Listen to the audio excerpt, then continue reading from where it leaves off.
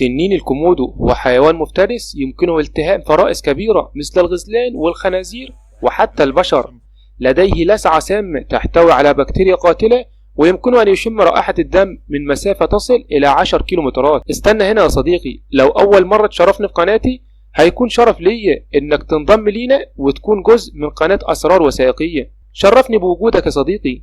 تنين الكومودو ده عنده غدد سامة بتفرز السموم، وبتعمل على خفض الدم، وبتعمل على نزيف كبير، وبتمنع تجلط الدم لدرجة إن الضحية لما تتعرض للعض من تنين الكومودو وتقدر تهرب من فك الكومودو تفتكر إنها نجت، لكنها في خلال دقائق بتتعرض للغثيان نتيجة سريان السم والنزيف.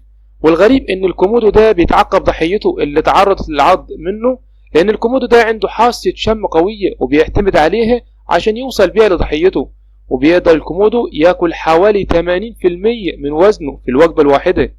والمدهش ان الحيوان ده بيصل وزنه الى 150 كيلو جرام وطوله 3 امتار.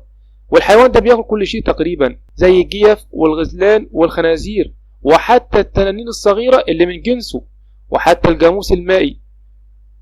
دي كانت نبذة بسيطة عن تنين الكومودو. ما تنساش يا صديقي تدعمنا باشتراك ولايك. سلام يا صديقي.